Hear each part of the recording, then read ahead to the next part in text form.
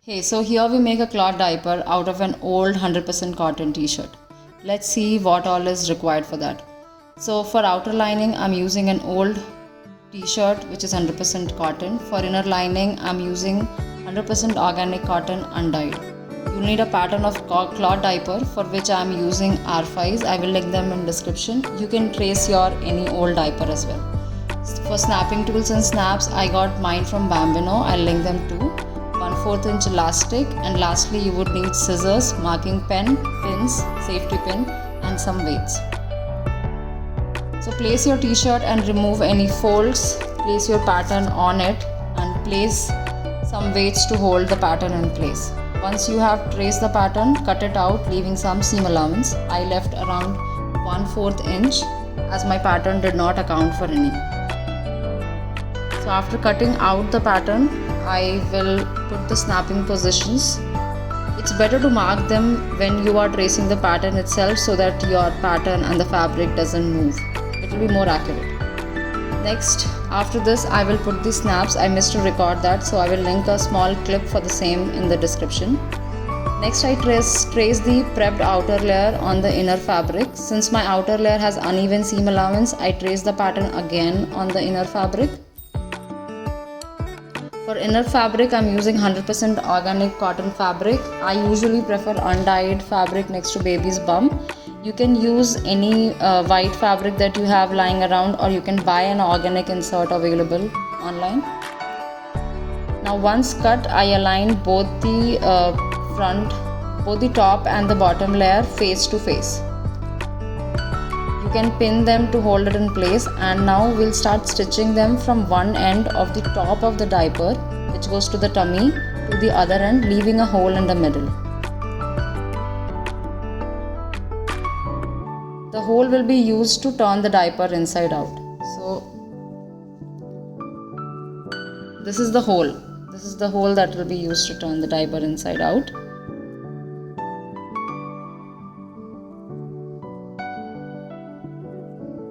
Now we'll just remove the extra fabric to avoid the bulk at the edges.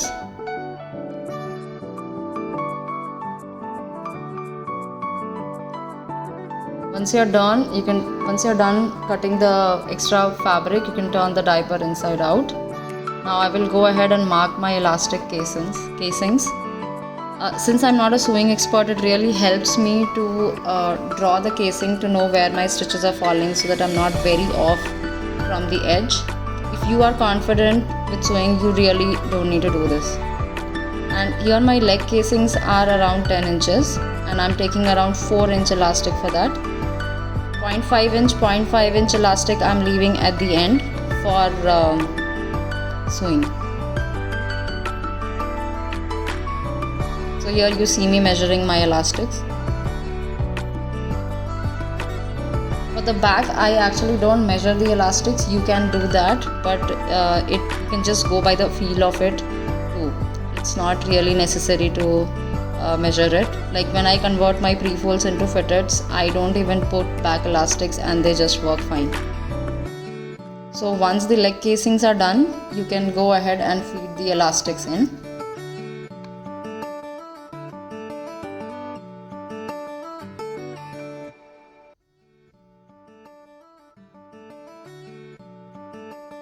Once you have fed the elastic using the safety pin, you tag the elastic at one end with a slightly tighter stitch that you were using for sewing. Once one side is done, you can pull the elastic at the other end, feel it, stretch it, see if you're happy with the stretch, and then sew on the other end as well. So here I have marked my lengths, but you can actually just do it by feel also of how much stretch feels good to you.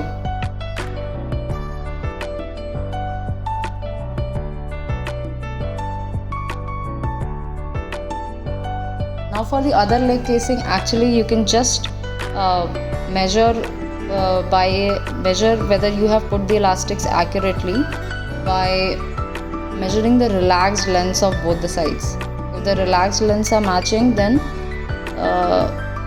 the elasticity or the stretch on both the legs would be the same.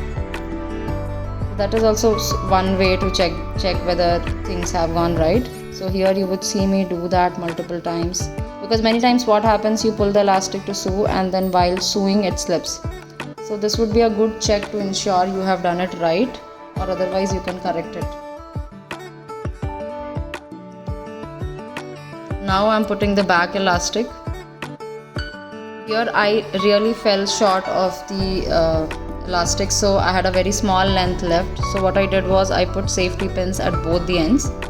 So you can use one safety pin to pull the elastic at one end.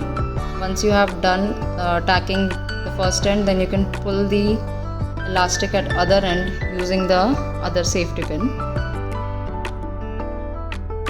And with that, all your elastics are done. Now it's time to close the hole. Before that, you must check that you have removed all the safety pins from inside. I have done this many times where I have left a safety pin inside and I had to open the hole and redo the whole process again. So do make sure that you remove your safety pins. Now here I like to pin the layers together with pins or clips so that I have a smooth finish at the tummy panel. So once you're happy with how you have aligned the fabric, you can go ahead, pin it, and you can start stitching from by matching the stitch from the leg casing on one side. Use that stitch only to close the hole and end that stitch on the other leg casing.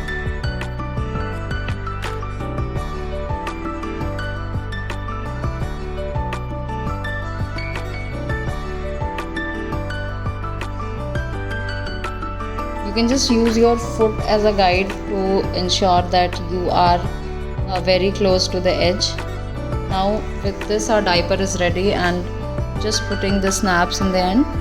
So if you have used box in the front, use pin at the back. So here I have used pin at the front, so I'm using box at the back. This is also a very mistake prone step, so you should be careful here. So with this, our diaper is ready. This is the largest rise setting, and it should fairly fit a baby from around 3 to 4 months to say 2.5 to 3 years. It might fit a newborn as well, but I am not very sure about that. So this is the highest rise setting, and there it is the lowest rise setting. So it's quite tiny. It might fit a newborn, but I'm not very sure about that. So I really hope you learned a thing or two from this tutorial, and do tag me if you use this to make your own cloth diaper. I would love to see it. Till then, bye bye. Happy cloth diapering.